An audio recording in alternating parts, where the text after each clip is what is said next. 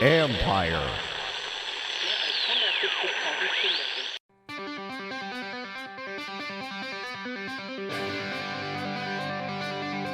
Hi, everybody, and welcome to the All's Caps podcast. I'm Steve Whyno.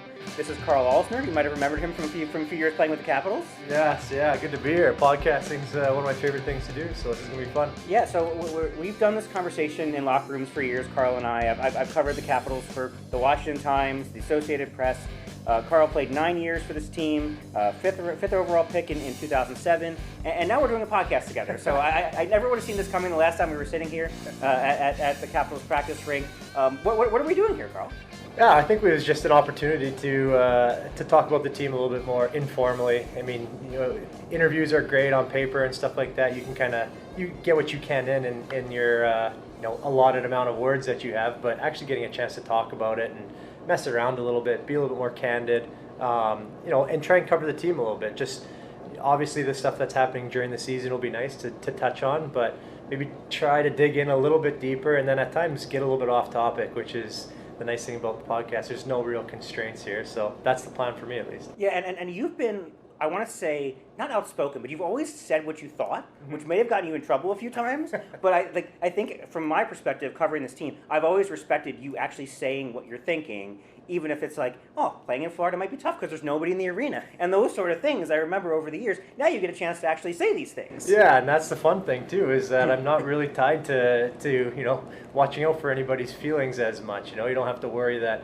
I'm going to have to go into the rink the next day and I'm going to get whacked because the coach didn't like that my message didn't come across the right way. And by no means am I ever going to be a type of guy that wants to get after somebody. But, let me do that. I can do that. Yeah, exactly. And then I can try and back you down off the ledge. So I think it's just a good back and forth. Yeah, and you also bring in the perspective of being a player in this league for a bunch of years and from this team a bunch of years. And things have changed, though, a lot. Like, since you've last been here, there's a Stanley Cup banner out here. There's this is an entirely different probably franchise and organization than when you got here in 2007, 2008. Yeah, it is. There's still the same core, similar core, which is nice because you kind of understand where they're going with it. And, obviously age is catching up with a few guys. But, there's always going to be overlap. So trying to figure out, how we can relate what these young guys are feeling to, when maybe me and Carly and back, those guys came in and just try and play off of that a little bit. So it's, obviously we're going to be speculating at times, but we're going to try and bring it back to our experiences. And you've been around for a long time too, and I love having your perspective of kind of maybe coming at things a little bit differently than I would, and then trying to mesh it together. Yeah, we've talked about how old this team is a lot right now. I've been around this team for the better part of a decade now, and it feels weird now knowing that we've seen so many guys come in here. John Carlson's still here. Nick Backstrom and Alex Ovechkin are still here.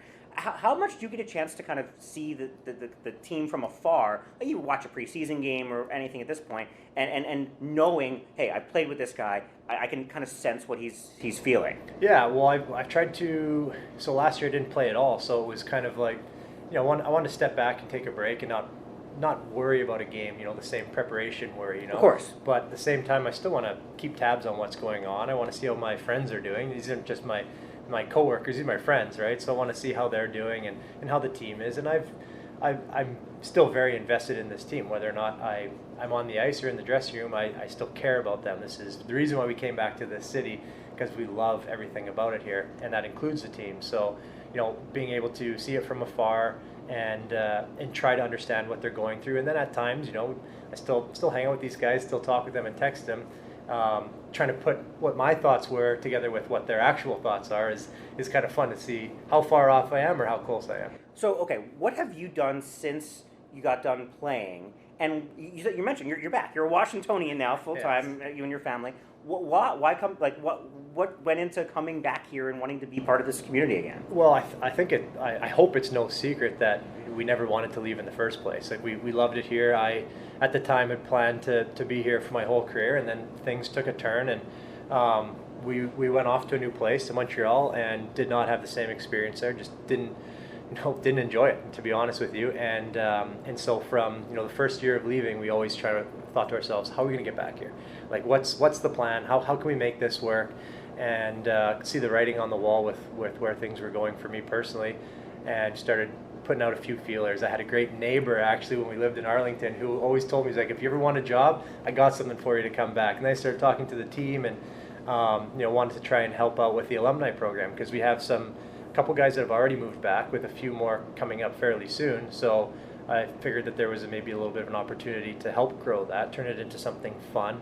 One thing I will say good about Montreal is they have a great alumni program. Sure. And the guys have a blast there. And so we don't have the same history, but we're starting to create that history right now, and it's been a pretty rich program over the last bunch of years. So that was part of the plan, and I just love the city. There's so much to do. Yeah. I'm a Western Canadian. We don't have a whole lot going on in terms of military presence, the government presence, all that kind of stuff. So it was just so different, and we loved it. And every day I look in the sky, I see some sort of helicopter flying by, sometimes two side by side, and I'm always like, what is that?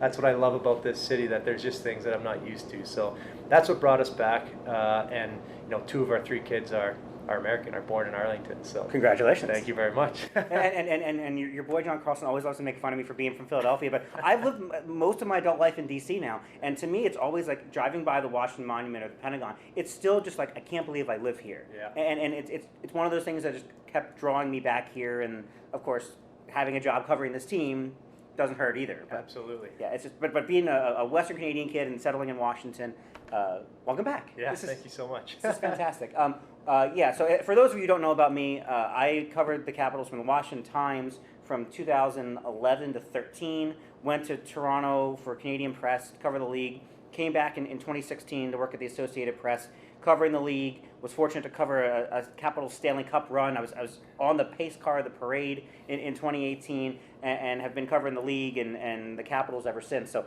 we've seen you and I have in different ways have lived the ups and downs of this franchise in a lot of ways, yeah.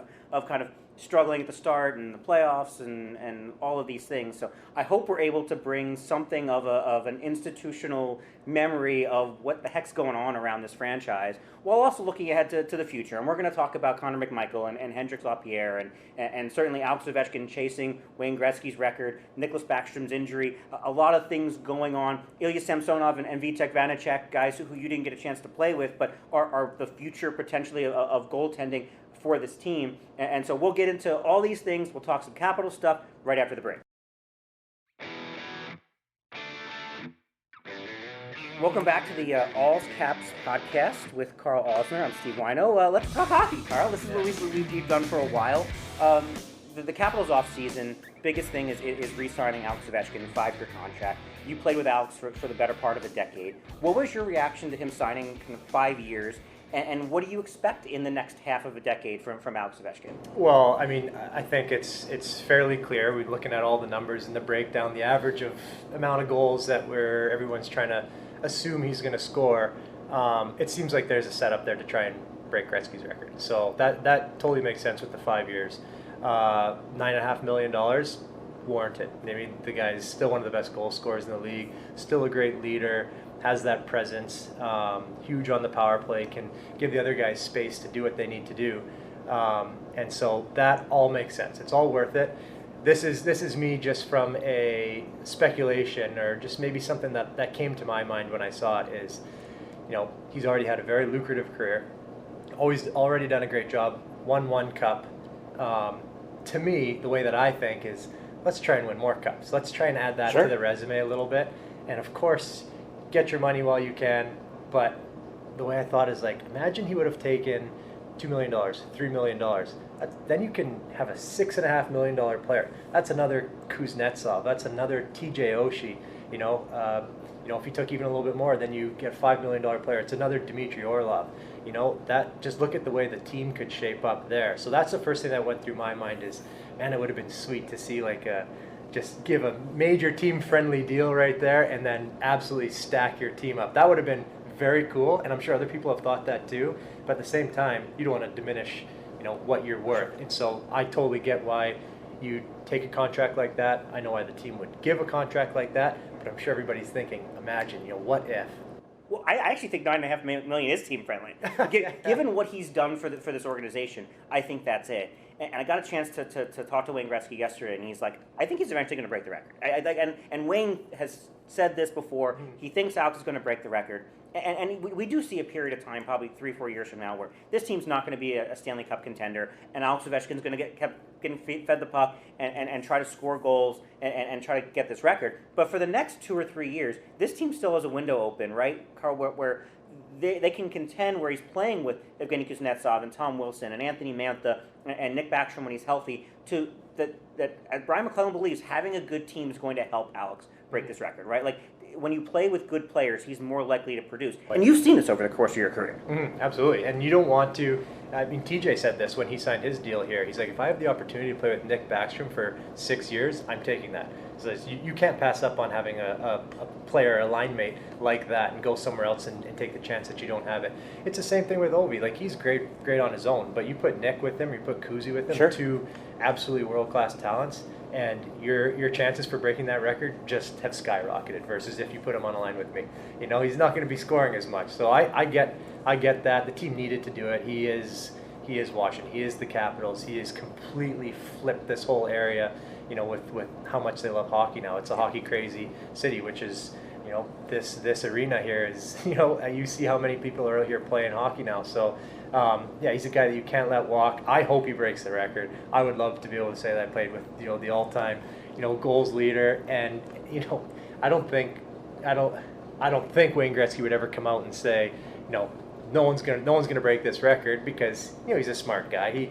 He knows that. He's on TV now. He's on TV. He knows things can be broken, but I mean, that is a heck of a record, and you got to still keep up an amazing pace and stay healthy. Alex is getting older, but I'm still Team Alex. I think he's going to get there, but, you know, he's going to have to play pretty good. I think we're going to know really early in the season, honestly, because if he's able to stay healthy, which he has for most of his career, and last year it broke down a little bit. Just, I mean, look, he was 35, now 36, had the groin injury, had the back injury that slowed him down, cost him a bunch of games.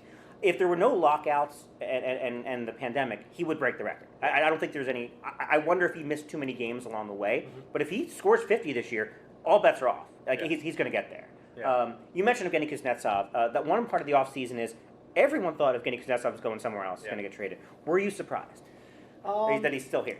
You know what? A little bit, yeah. I had calls from teammates that I've played with asking me about him, which obviously were coming down probably from management on the teams that they're on, just wondering, you know, what's he like as a guy? What's he like as a player? Is he worth it? This and that. And I will say this, that Kuzi, when he is going, he is 100% worth whatever you're willing to offer. You know, no one's, well, I shouldn't say no one. There's few guys that skate like him, but not many. There's few guys that see the game like him. The few guys that can pass like him. Luckily, there's another guy, Nick Backstrom, on the same team, which is a major bonus. But there was so much speculation. Everything that went on last year, I think a lot of teams would be quick to cut ties and try and move on. I think you got to give the Capitals credit that they are willing to see past whatever was going on and realize the talent that they have. Also realize that this is a guy who, you know, is Russian, and typically Russians have something to prove. They want to prove that we're great hockey players, we're great people, we have legacy, things like that. And I think Kuzi wants to do that for himself too. Last time he decided to do that, he was the best player in the playoffs and they won the Stanley Cup. Yep. So you're hoping you're going to get that one more time, and I think you need to give him that chance to do that, which is, maybe they didn't find a dance partner. I don't know. You know, we don't know exactly. That could be part of it, but you get a guy like that, you want to try and hold on to him, and you want to believe that there's going to be something there. And you also don't want to trade him for 50 cents on the dollar either. Exactly. Like, this is a guy who's a $7.8 million player, so the contract is hard to move to begin with.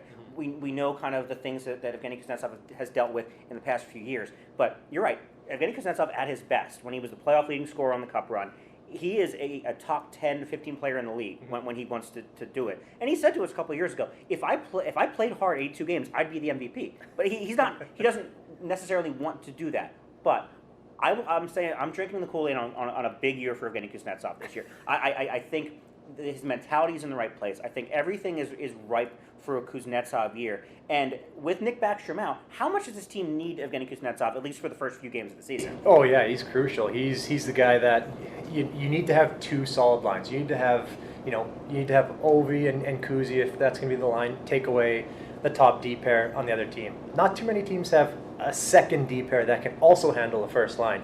So if you can have, you know, if Backy's going to be out for an extended period of time, then that is what it is. You hope someone else can kind of step in and take that position. But you need to have Kuzi anchor one line, and you need to have another line that is also a top line to be able to move on.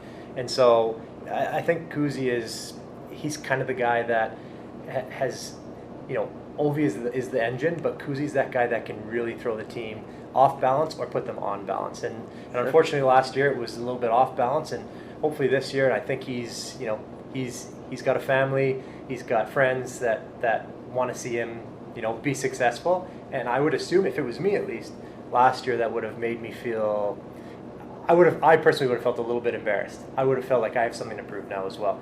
And from what I've heard, some of the sound bites and seeing him on the ice, it seems like he wants to work towards that. So I know Kuzi personally. He's an awesome guy. He's one of the best Russian players I've played with. He's hilarious, and he thinks the game on another level. So, I mean, all signs point to him having a great year, but the season gets going and things happen.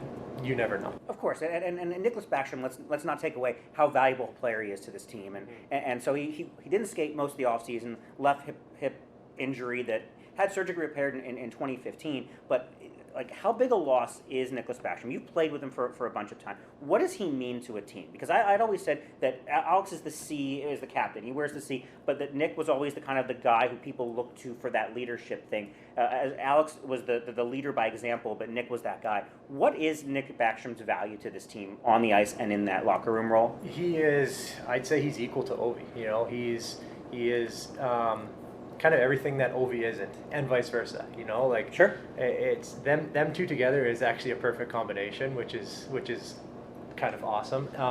But I think that we talked about it last year at the beginning of the year. Nicky was the best player on this team. He was all last year. He did absolutely everything for the team, and he just went about his business and did. He hated that he was getting some of that spotlight there. We did a couple features on him just during the games too, and he doesn't really like that, but at the same time, he needs to have that. And so the fact that he's got this nagging hip injury is not a good sign, but he's smart enough, the team is smart enough to know that they're going to just do what they have to do with him. If it takes a quarter of the season or even half the season, I mean, look what Tampa did with Kucherov, right? You don't need to rush these guys. These guys they're the guys that can jump in at any point and figure it out and be helpful to this team. And luckily, there's some depth here as well up front that guys can fill in.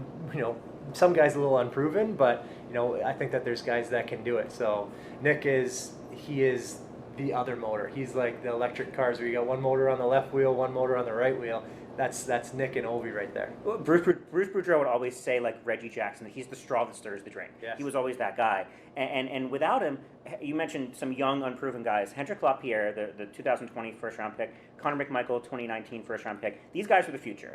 And you, early in your career, it may have taken an injury to a Tom Pody or a Brian Pothier to kind of bring you into the lineup. These guys, you never want to see Nick Backstrom hurt, but there's an opportunity there. What do you think of Lapierre and McMichael, one of these kids earning a spot to show what they can do if and when Nick misses some time here? Yeah, well, this is how it works now with the cap, right?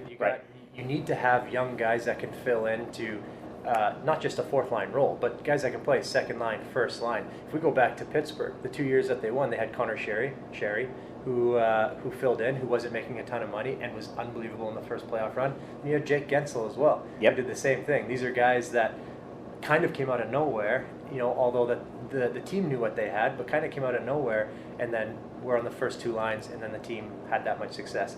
You kind of need that with guys like this, guys that aren't making a ton of money, that are hitting against your cap, and that can come in and do something special that other teams don't know a ton about, and are just out here kind of like playing the game, just having fun, not guys that are going to get into their heads too much. And I heard the mic'd up of Lapierre just kind of having fun, singing out there. He's a good kid. Yeah, he seems like a good kid. He seems like he just wants to enjoy life, enjoy hockey. I know what I was like at that age, and I wasn't singing on the ice. I was like focusing on absolutely everything, making sure I didn't mess up.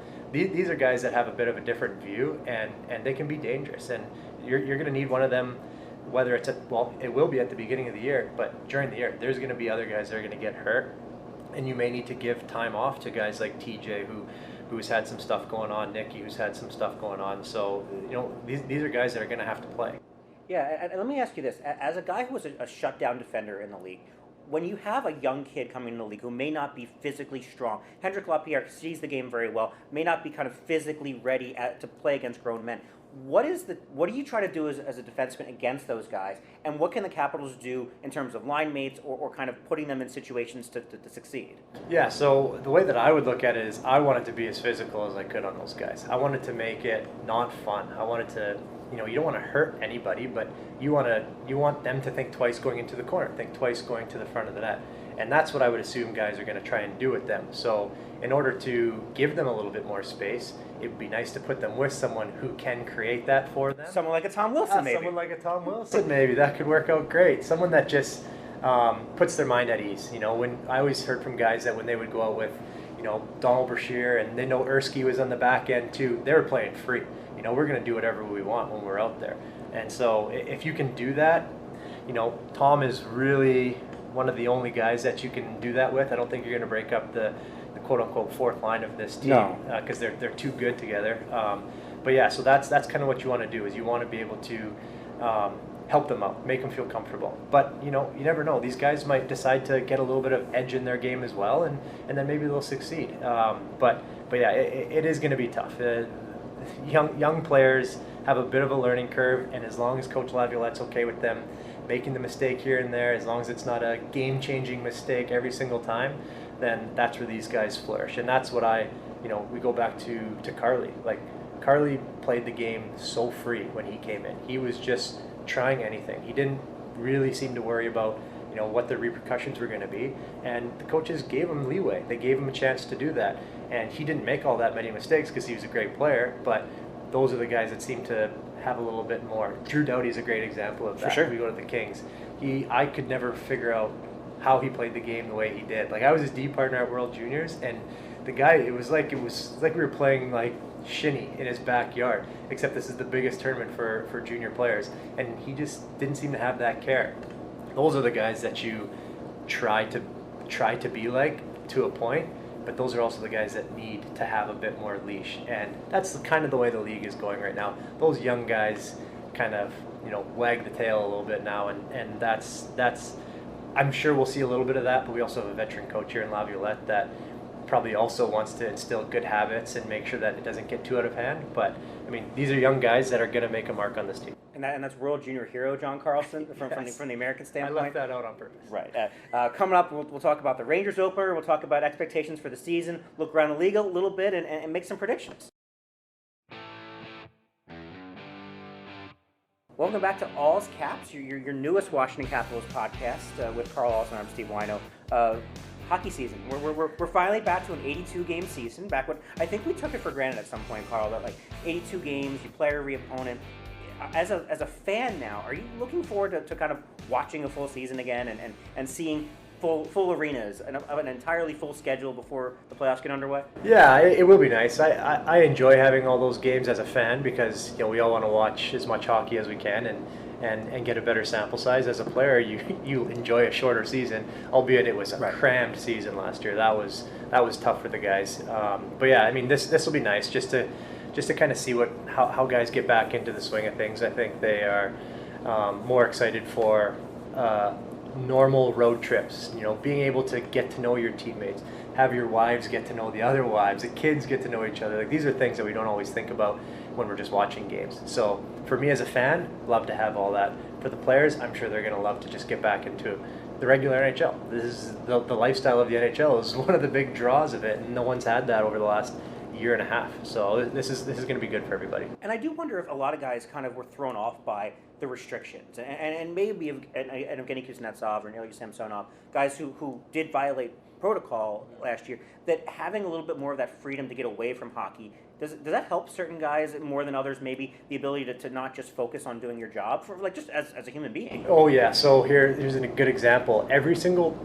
Pretty much every single road trip that we went on when I was my last couple of years here, we'd get to the hotel, we'd drop our bags off, and then about 7 of us would go over to the closest beer garden or brewery or something like that, and we'd have 2 or 3 beers right before dinner, and it was just a chance where we could just unwind, relax, whether we were going to be talking about the team that we were playing the next day, or what happened in the card game on the plane. Like, it didn't matter, but that was a time where we could just like forget about hockey for a second if we wanted to.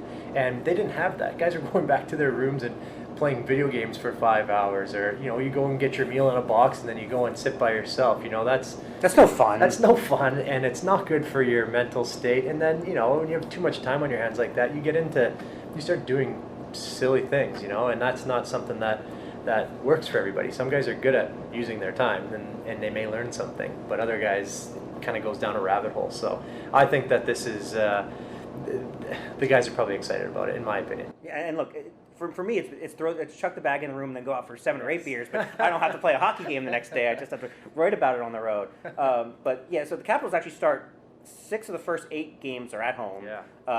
When the schedule came out, everyone saw New York Rangers at Washington Capitals. Tom Wilson was basically the GM of the Rangers during the offseason. And that's not him saying that, that's me. That they made a lot of changes, not based on just Tom Wilson, but wanting to get tougher. That game, and Tom said it to us, that it should not have been Artemi Panarin jumping on his back. They should have had somebody else willing to kind of challenge him in that situation. Now that the Rangers have added Ryan Reeves, who just got hurt on Wednesday night, may not play in this opener, but that's a tougher team. Gerard Gallant is coach. Barclay Goudreau is there.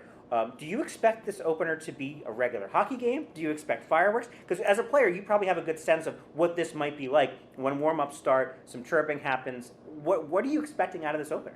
Well, first of all, I just got to say that if the league didn't like what happened last year in that game with all those fights, it's kind of interesting that they would end up having the Caps versus Rangers first game of the season. It's not that they didn't like it. It's that there's a certain line of I think the league sells hatred, right? Like the whole thing was the rivalry night was the night everybody loves to hate. Yeah. So there's a certain level of, you don't maybe necessarily want staged fights, but players not liking each other, that sells, baby. Let's go. Sell, and it's funny that Ryan Reeves has a couple pretty good rivalries throughout the league, and this has been one that we haven't really got to see a whole lot, being in different conferences. So I mean, you have to assume that something's going to happen there. The only thing is that Ryan Reeves is at one end of the lineup, and Tom is at the other end of the lineup. So that's something that, as a teammate of Tom, you don't want to see him have to take himself out of the lineup, as we always say it's a bad trade-off. The Rangers right? The Rangers will make that trade. The Rangers will make that trade, absolutely. But at the same time, it's you're hoping it's one of those things that you can do it, squash it, and move on, and then start thinking about the next thing right there. You mentioned the injury to Ryan Reeves. I mean, in my opinion, that was kind of an ugly slew foot, and it's unfortunate that happened, and so we might not even get to see that. So it could end up dragging on a little bit longer. But there's a lot of emphasis, and the one thing that was nice last year is the Caps were not only one of the most skilled teams in the league, but they were one of the deepest in toughness too. You got a Zdeno Chara there, that kind of shuts up just about everybody. Brendan Dillon also can throw him. So not having either of those guys as a little bit of a shield is a little bit unfortunate for Tom, I think. And I don't think he wants to fight everybody. I don't think he needs to fight everybody. But, I think it makes, like we talked about with these young guys, being able to pair him up with someone who can give him a little bit more space. Even though Tom is one of the toughest guys in the league, it's still nice to have someone to give him a little bit more space. And now he doesn't have that shield. Yeah, and not only that, not even the fighting part, but not having a kind of net front clearing defenseman without a Brendan Dillon, without a Zdeno Chara. Brian McClellan said in his season opening interview he wanted to see if there was a void there first before kind of figuring out how to fill it. But how much does a defense miss that? How much is this team going to miss not having that? And are we going to have to see more of some of that from John Carlson and from Dmitry Orlov? Yeah, well, it depends on the way the team's going to play. If they're going to play good, solid defense where they can keep guys away from the front of the net in the first place, with guys that have enough skating ability and good sticks and all that they can squash plays before they even get themselves to the front of the net, then you could be fine. But if you're going to end up running around a little bit and you're going to have teams, which there will be teams that will focus on just standing in front of the net and getting pucks through, then you might have nights where you're gonna struggle a little bit. So yeah, McClellan's right. You have to see if there is a void there, and it's definitely possible that they have that, and it's just one of those things that kind of plays in a team's head. If they know that I'm going to go in front of the net today and Big Z's going to cross-check the numbers off my jersey, then I'm just maybe not going to go in front. You might not have that, and so guys will take advantage of it, but it all comes down to the way they're going to play in the D zone. If they're going to be good enough in the D zone, it won't matter. These guys can skate the puck out, and they don't have to deal with it. But look at the start of the schedule here. You've got a Barclay Goudreau and the Rangers, and then the Tampa Bay Lightning, back-to-back Stanley Cup champions, are here. So you've got guys who can stand in front of the net, like a Patrick Maroon, like an Andre Palat, those kind of guys. And then Colorado Avalanche, who are very popular Stanley Cup picks this year, a guy like Nazem Kadri who can play in that situation. How tough of a start is this for this team? Because you look at 6 of the first 8 at home and think this is a good thing, but there's a lot of pressure, especially without Nicholas Backstrom, likely for at least most of those games. How do you, as a player, if you're in this locker room right now, approach a start of the season like that, where you know it's kind of a murderer's row of opponents, but a lot of pressure on piling up points at home? Yeah, I mean, it's tough because you don't really have, there isn't a specific plan for who your opponents are at the beginning.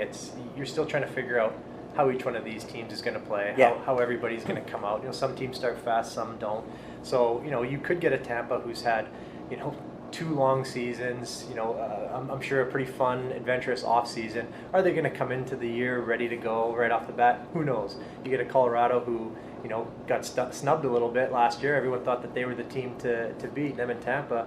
And then, do they have something to prove this year? Are they going to come out hot right away? Right. We don't know for sure. So it's not like you have a specific game plan because you have the Rangers, Tampa, Colorado off the bat. You're going to try and do what you're going to try and do. And Coach Laviolette's got his ideal, start to the season and what he wants to see. Last year there was so much about just trying to teach, make sure that the guys are playing the system. The guys hopefully know the system now, so they want to come out right away and start hot, like all teams do. But at the same time, there's a bit of a mental thing going on here with the Rangers versus Capitals that may take away from just trying to play the X's and O's game. Then after that, you have a little chip. You want to beat the defending Stanley Cup champions. And then you got just a buzzsaw of a team in Colorado that it changes your game plan again. So there's 3 different styles of hockey that they're going to have to play. It just depends on whether they can switch it up game to game. And TJ Oshie always brings this up, and I think we realize this as we're around you guys more, is that a lot of players don't know even who they're playing 2 games from now. Like it's so much that we're from the outside as fans and writers looking at the schedule. You guys are just like, okay, I have a job to do. Hey, who are we playing tomorrow night? Yeah. And then you watch some film, you quickly deal with it. Like it feels like every once in a while we overthink this. You guys don't overthink this, right? No. The media and the super fans, they know way more about what's going on with the league a lot of times than the players do. When you're done at the rink, you want to check out.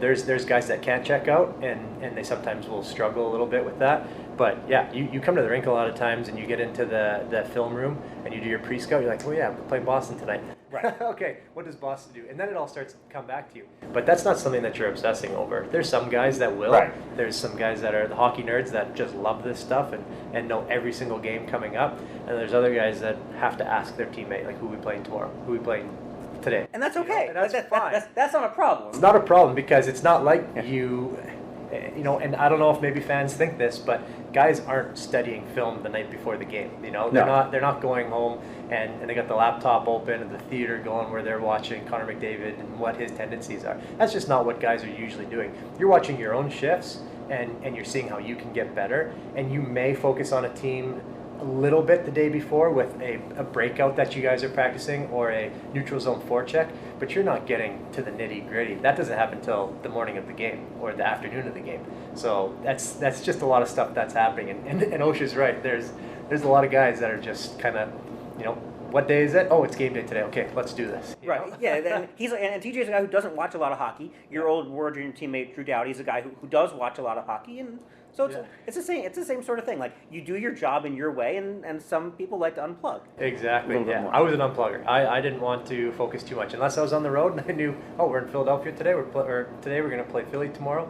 Otherwise, unless it was on the board and I happened to walk by and take notice of the schedule, or there was a game that I was really excited for, Vancouver or something like that, then I would know. Otherwise, you got to unplug. It's a long season, and it's hard sometimes for people to understand that we have lives. Guys have lives that are going on, and they do not want to think hockey all day long. When you go home from your job, you don't want to think about if you're making coffee. You don't want to think about making an Americano. You want to be done making that Americano. You don't want to think about closing a deal. Some guys do, I'm sure. You want to just unplug and go for dinner. Sometimes I want to watch The Masked Singer at night instead of putting on a hockey game, and that's you. We can do that. Let's talk about this team and the division and the season.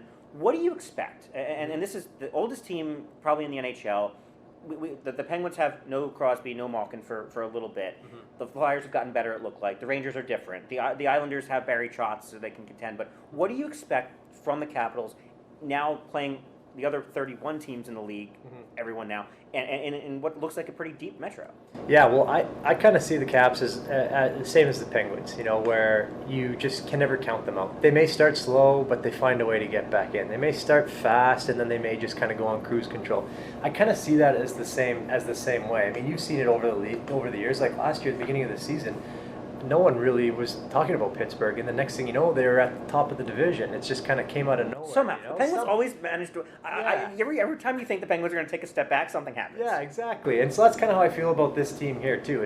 Is all the players are there to be there contending, but there's a lot of really good, young, dynamic teams. There's a lot of really well coached teams, and the division is just hard. I don't know that there is that, that Colorado, that team that seems to be favored. Are the Islanders not that to you? I mean, they're not really that to me. I don't know why. I have a couple blocks on a couple teams. The Islanders is one. I think that they're a good team, but I don't see them as that elite team, and that's my personal thought. I also haven't been around them the last couple of years with Barry doing what he's doing there. And the other one is Carolina. They're a great team, but I never see them as that elite team. They're at that 1B for me, and so that's kind of where I stand. I still think that this is definitely a playoff team. The coaching staff is a great coaching staff, so they're going to be able to kind of weave their way through the season as long as guys stay healthy. I think that they're going to be fine, but I kind of see them as kind of middle of the division pack of the playoff teams. Right. So that's kind of my opinion. I mean, I'm not sure what you think about that. No, I think they're in. I think they're I think this is a playoff team for multiple reasons. The high end talent's still there. Alex Ovechkin's still Ovechkin. I believe in Kuznetsov. I believe in Karlsson. When Nick Backstrom gets back, he's great.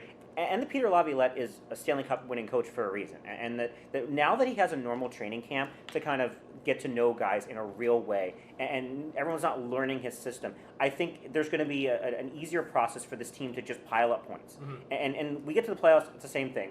Injuries are going to be a factor, matchups and all those things. But this is a team that wins regular season games consistently. You've seen it throughout your career here. We've seen it since. This is a team that knows how to bank those points, make the playoffs, and then see what happens. And I don't think there's anything different there. Vitek Vanacek and Ilya Samsonov, that's a big question mark for me in goal of who becomes the 1A, who becomes the 1B there. But there's enough talent here. I think we knock on wood with Nicholas Backstrom, because you never want to see anyone get hurt. I think that's something that I've realized over the years, and as a player. But Nick Backstrom being healthy is the key, in my opinion, of this team having a successful year. Yeah, I think you're right. And then what we talked about earlier with Kuzi too. If Kuzi decides to do what he wants to do, then yeah, I think that they'll be okay. But that's an issue though. Injuries are going to be a problem. Plus, like you said, the goaltending situation is, if there's maybe a little bit of a question mark. We talked about maybe the defense, seeing if there's a void there, but we're not sure yet. But yeah, the goaltending. There's maybe a little bit of injury issues there as well with the goalies, and whether or not they're going to be able to stay healthy. So that's where it can go. I think if guys are going to have a tough year, be hurt, then this team could be in trouble. But like you said, the depth is there offensively. Always seems to get guys out of trouble. We go back to the Bruce Boudreau days where they can win 6-4, 6-5, and still be a top team. We hope that doesn't happen, but it's possible that we can go that direction. Well, you know what the fun part is? It's hockey season. We get to talk about hockey now. We'll get to watch real games now. For Karl Alzner, I'm Steve Whyno. We'll talk to you next week.